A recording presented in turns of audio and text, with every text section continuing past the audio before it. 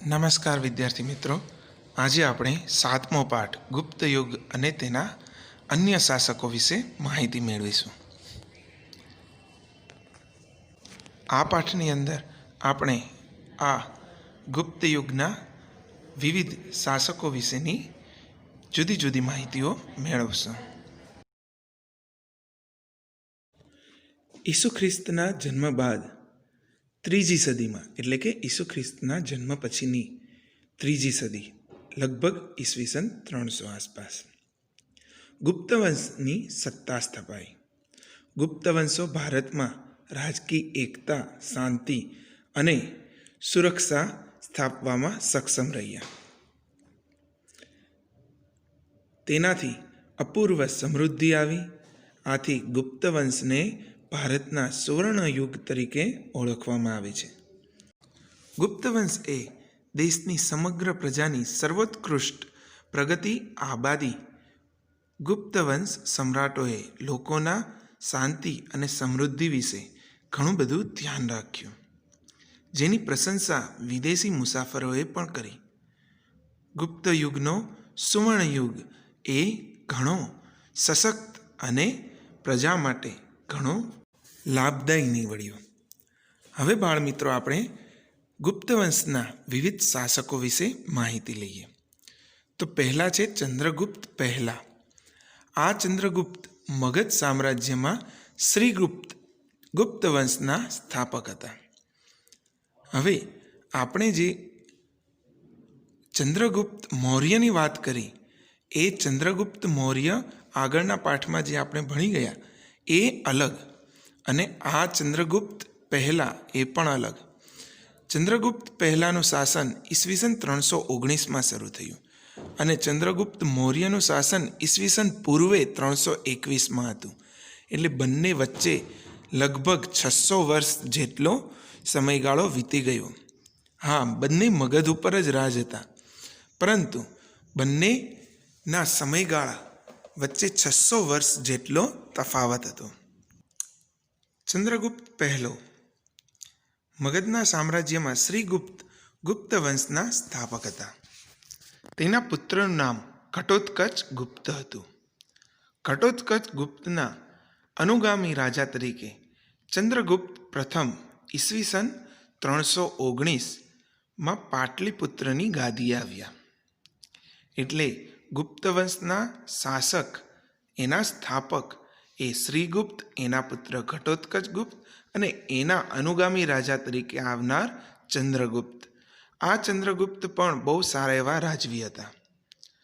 પાટલીપુત્રની ગાદીએ આવી તેણે શક્તિશાળી લિચ્છી જાતિની કન્યા કુમારદેવી સાથે લગ્ન કર્યા. લિચ્છવીઓની સહાયથી તેણે મગધના રાજ્યનો વિસ્તાર કર્યો. તેણે મગધની પાસેના પ્રયાગરાજ, એટલે કે હાલના અલાહાબાદ, સાકેત, એટલે કે હાલનું અયોધ્યા જીતી મગધનો વિસ્તાર વધાર્યો. તેણે મહારાજને બદલે મહારાજાધિરાજ જેવું ગૌરવપ્રદ બિરુદ ધારણ કર્યું. હવે આપણે એમ વિચારીએ ઘણી વખત કે રાજાની ઉપર મહારાજા, એની કરતાં સારા, તો એને શું કહેવાય? તો એને મહારાજાધિરાજ કહેવાય. તો તેવું ખૂબ જ સારું એવું બિરુદ તેમણે, ગૌરવવાળું બિરુદ ધારણ કર્યું. એટલે એટલું સશક્ત અને સારું રાજ ચલાવ્યું હતું.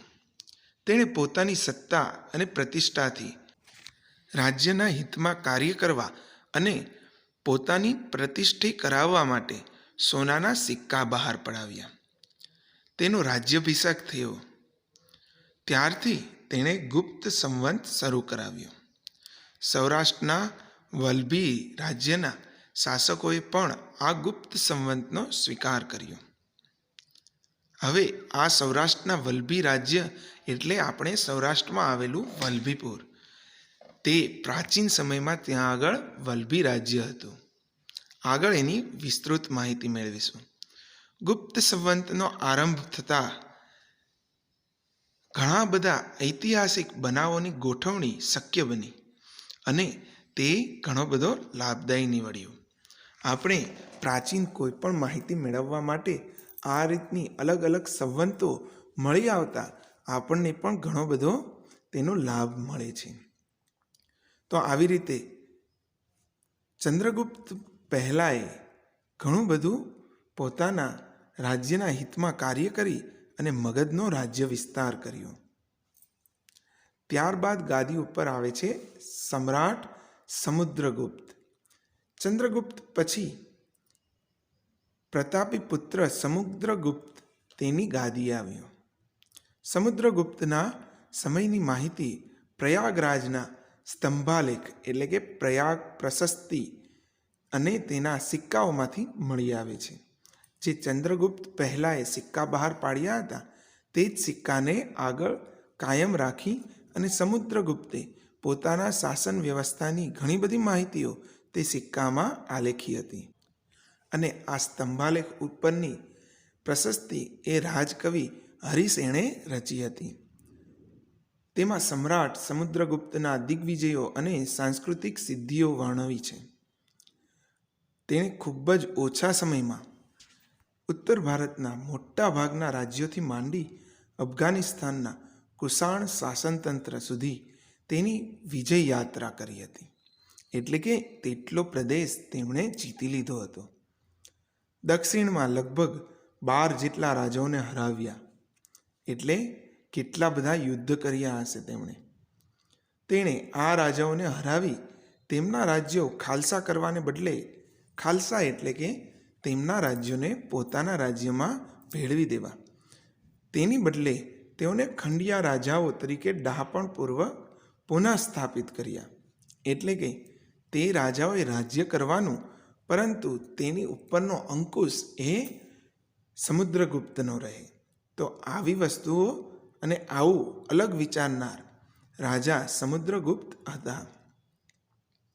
રાજ્યનો વહીવટ ચલાવવા રાજ્યપાલો અને અધિકારીઓની નિમણૂક કરવામાં આવતી. સમુદ્રગુપ્ત મહાન વિજેતા અને સંસ્કારી સમ્રાટ હતા. વિજેતા બનવું એ અલગ વસ્તુ છે, પરંતુ તેની સાથે સંસ્કાર હોવા એ પણ ખૂબ જ મહત્વનું છે. તો આ રીતે તેઓ ખૂબ સંસ્કારી પણ હતા. તેની સાહિત્યિક સિદ્ધિઓ તથા ચારિત્ર પણ નોંધપાત્ર હતા. એટલે એટલી મહાન ગાદી ઉપર બેઠનાર અને ઉચ્ચ હોદ્દો ધારણ કરનાર સમુદ્રગુપ્ત ખૂબ જ ચારિત્રવાન પણ હતા. તેણે અનેક કાવ્યોની રચના કરી અને કવિરાજનું બિરુદ મેળવ્યું, પરંતુ તેમના કોઈ પણ કાવ્ય અત્યારના મળી નથી શકતા. એક સિક્કામાં સમુદ્રગુપ્તને વીણા વગાડતા દર્શાવવામાં આવ્યા હતા, જે તેનો સંગીત પ્રેમ પણ દર્શાવે છે. એટલે તે કલાપ્રેમી પણ હતા. તેના શાસનકાળ દરમિયાન અનેક મંદિરો, બૌદ્ધ વિહારો અને જૈન ઉપાશ્રયો બંધાણા હતા. તો તેમણે આ બધું બંધાવ્યું એનો મતલબ કે તે કોઈ પણ ધર્મમાં ભેદભાવ રાખતા ન હતા. તેણે અશ્વમેઘ યજ્ઞ પણ કર્યો હતો અને તેની માહિતી સિક્કાઓમાંથી મળી આવે છે. તેમણે આ અશ્વમેઘ યજ્ઞ બાદ તેના સિક્કા પણ બહાર પડાવ્યા હતા. એટલે કે સિક્કાની ઉપર અલગ અલગ મોહર તમે જોઈ જ હશે. તો તેવી અશ્વમેઘ યજ્ઞની મોહર તેમણે અંકિત કરાવેલી હતી. તેણે પોતાના દરબારમાં વિદ્વાનોને એકત્રિત કરી ઉચ્ચ પ્રકારનું સાહિત્ય સર્જન કરાવ્યું હતું. તેમણે સરસ એવું સામ્રાજ્યનો વિકાસ કર્યો. તેની સાથે તે ચારિત્રવાન હતા, તે સંસ્કારી હતા, તે કલાપ્રેમી હતા, કવિરાજનું બિરુદ મેળવ્યું હતું. તેમની વિજય યાત્રા પણ ખૂબ જ લાંબી છે, અફઘાનિસ્તાનથી લઈ અને ઉત્તર ભારત સુધી. અને આવી રીતે તેઓ કોઈ પણ રાજ્યને ખાલસા કરવાને બદલે ત્યાંના રાજાઓને ખંડી રાજાઓ તરીકે ફરીથી રાજાનું બિરુદ આપી દેતા હતા. અને અલગ અલગ ધર્મસ્થાન એટલે કે મંદિરો, બૌદ્ધ વિહારો અને જૈન ઉપાશ્રયો પણ તેમણે બંધાવ્યા હતા. અને અશ્વમેઘ યજ્ઞ જેવા મહાન યજ્ઞો પણ કર્યા હતા. પોતાના દરબારોના વિદ્વાનોને એકત્રિત કરી અને ઉચ્ચ પ્રકારનું સાહિત્ય સર્જન પણ કરાવ્યું હતું. જ્ઞાનીઓ તેની અને તે જ્ઞાનીઓની સોબત ઈચ્છતા હતા, એટલે કે તેઓ જ્ઞાનીઓની સાથે અને જ્ઞાનીઓ પણ તેમને જ્ઞાની માણી અને તેની સાથે રહેવાનું ઈચ્છતા હતા.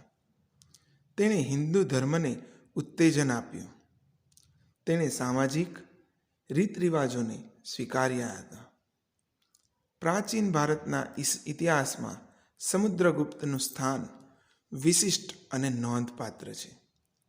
ગુપ્ત સામ્રાજ્યની મહત્વનો તે એક સર્જક હતા, એટલે કે ગુપ્ત સામ્રાજ્યની મહત્તા, તેમની મહાનતા, એના સર્જક એ સમુદ્રગુપ્ત પણ હતા. હા, આટલા બધા સુવ્યવસ્થિત અને કુશળ રાજાઓ બહુ ઓછા હોય અને તેના શાસનકાળમાં ત્યાંની પ્રજા ખૂબ જ આરામથી અને આનંદથી રહી શકે.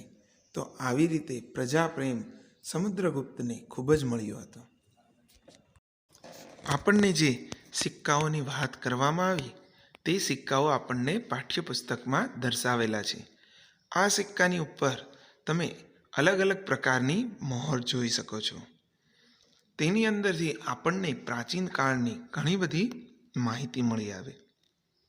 તેમાં કરેલ અશ્વમેઘ યજ્ઞ હોય કે તે લોકોની કોઈ સિદ્ધિઓ, સંસ્કૃતિને લગતી કોઈ વાત હોય કે રાજાનો કલા પ્રેમ, આ બધી જ વસ્તુઓ આપણને આ સિક્કાની મહોરમાંથી મળી આવે છે. હા, આ સિક્કા ઉપર અંકિત કરવામાં આવેલી માહિતી એ ખૂબ જ મહત્ત્વની હોય. તમે અત્યારના આપણી નોટ અને આપણા સિક્કા પર પણ કોઈને કોઈ માહિતીઓ જોઈ શકો છો. તો આ બધી માહિતી એ ખૂબ મહત્ત્વની હોય ત્યારે જ તેની ઉપર અંકિત કરવામાં આવેલી હોય. તો આવી રીતે પ્રાચીન કાળના સિક્કા ઉપરથી આપણને ત્યારની ઘણી બધી બાબતોની માહિતી મળી આવે છે. અને આવી જ માહિતી એ આપણને ગુપ્ત શાસનના સમયના સિક્કાઓથી મળી આવેલી છે. તો આ રીતે આપણને ત્યારની સંસ્કૃતિનો ખ્યાલ આવે છે. આગળ જોઈએ તો આ સિક્કાઓ બાદ આપણે સમ્રાટ ચંદ્રગુપ્ત બીજા એટલે કે વિક્રમાદિત્ય તરીકે ઓળખાતા રાજાની વાત કરીશું. હવે આનું પણ નામ ચંદ્રગુપ્ત જ છે. તો આપણે આ ત્રીજા ચંદ્રગુપ્ત વિશે વાત કરીએ છીએ. પહેલા પાઠમાં કરી, છઠ્ઠા પાઠમાં ચંદ્રગુપ્ત મૌર્યની, જે મૌર્ય શાસનના સ્થાપક હતા. ઈસવીસન પૂર્વે 321માં મૌર્ય યુગ સ્થાપિત થયો હતો. જેમના વંશજમાં સમ્રાટ અશોકની પણ આપણે વાત કરી. પછી આવ્યું ગુપ્ત વંશ, જે ઈસવીસન પછીના 300 વર્ષ એટલે ઈસવીસન 319 આસપાસ જેની સ્થાપના થઈ તે ગુપ્ત વંશ, જેના સ્થાપક હતા શ્રીગુપ્ત. તેમના વંશજમાં પણ આપણે ચંદ્રગુપ્ત પહેલાની વાત કરી. ત્યારબાદ હવે આપણે ચંદ્રગુપ્ત પહેલાના પુત્ર સમુદ્રગુપ્તના પુત્ર ચંદ્રગુપ્ત બીજાની વાત કરીશું. સમુદ્રગુપ્તના અવસાન બાદ તેના સ્થાને ચંદ્રગુપ્ત બીજો ગાદી ઉપર આવ્યો. તેણે પિતાએ વારસામાં આપેલ વિશાળ સામ્રાજ્યને સફળતાપૂર્વક સાચવ્યું. એટલું જ નહીં પણ કેટલાક વિજયો મેળવીને સામ્રાજ્યનો વિસ્તાર વધાર્યો. તો આવી રીતે ચંદ્રગુપ્ત બીજાએ સમુદ્રગુપ્ત અને પોતાના દાદા ચંદ્રગુપ્ત પહેલાના વારસામાં મળેલા રાજ્યને સાચવવાની સાથે તેનો વિસ્તાર પણ કર્યો. ચંદ્રગુપ્ત બીજો ગુપ્ત વંશનો સૌથી પ્રતિભાશાળી શાસક હતો. એટલે આપણે જે સમુદ્રગુપ્ત અને ચંદ્રગુપ્ત પહેલાની, શ્રીગુપ્તની આ બધાની જે વાતો કરી, ઘટોત્કચ ગુપ્તની પણ વાતો કરી, તે બધાની અંદર સૌથી પ્રતિભાશાળી શાસક એ ચંદ્રગુપ્ત બીજો હતો. તેના સામ્રાજ્યની સરહદો શક રાજ્ય સુધી વિસ્તરેલી હતી. હવે શક રાજ્ય એટલે ગુજરાતની અંદર ઈસવીસનની શરૂઆતથી જ 300 વર્ષ સુધી ખૂબ જ સારી રીતે રાજ્ય કરનાર શક ક્ષત્રપ, આ શક ક્ષત્રપ વંશ એ ખૂબ જ શક્તિશાળી હતું અને તેઓ 300 વર્ષથી ગુજરાત ઉપર રાજ કરતા હતા. તો ગુજરાત ઉપર હુમલો કરી શક ક્ષત્રપ વંશના રાજ્યનો અંત આણ્યો. આ વિજયથી સકારી બિરુદ મેળવી અને તે વિક્રમાદિત્ય પણ કહેવાયા.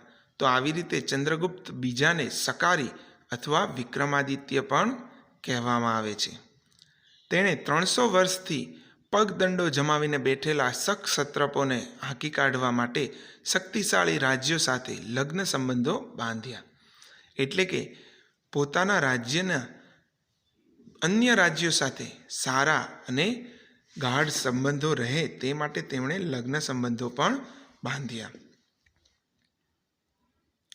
તેમની મદદથી પોતાનું સૈન્ય બળ વધાર્યું. આ લગ્ન સંબંધો તેને પોતાના સામ્રાજ્યના વિસ્તારમાં અને દુશ્મનોનો મહાત આપવા તેમને ખૂબ જ ઉપયોગી નીવડ્યા. અન્ય રાજા સાથે લગ્ન સંબંધો બાંધી તેમની રાજકુમારી સાથે વૈવાહિક સંબંધો બાંધી અને તેમની સાથે ગાઢ સંબંધો બાંધ્યા, જેનાથી તેનું સૈન્ય બળ પોતાને મળી રહે. આ રીતે સૈન્ય બળ વધારી તેમણે ગુજરાત ઉપર વિજય મેળવ્યો. સૌરાષ્ટ્રના ભૃગુ કચ્છ એટલે કે હાલના ભરૂચ અને સ્તંભ તીર્થ એટલે હાલનું ખંભાત, જે ત્યારના પ્રાચીન કાળના ખૂબ જ સમૃદ્ધ બંદરો હતા, જેનાથી દરિયાઈ માર્ગ થઈ શકતો. તો આ દરિયાઈ માર્ગ માટે આ બંદરો તેમને ખૂબ જ લાભકારી નીવડ્યા અને ગુજરાતના વિજય બાદ તે બંદર ઉપરથી તેમણે વેપારનો વિસ્તાર કર્યો, જેનાથી તેની સમૃદ્ધિ ખૂબ જ વધી ગઈ. તો બાળમિત્રો, આ સાથે આપણે આ વિડીયો પૂર્ણ કરીએ છીએ. તમારે આ વખતના હોમવર્કમાં સમુદ્રગુપ્ત વિશે ટૂંકનોંધ લખવાની છે અને આ ટૂંકનોંધ તમારે અલગ અલગ પોઈન્ટ વાઇઝ લખવાની છે. જેમ કે સમુદ્રગુપ્તના રાજ્યનો વિસ્તાર અથવા તો સમુદ્રગુપ્તનો રાજ્ય વહીવટ, તેનો કલા પ્રેમ અને તેમની ધાર્મિકતા. આવી રીતે અલગ અલગ પોઈન્ટ પાડી અને તેના વિશે માહિતી તમારે લખવાની છે.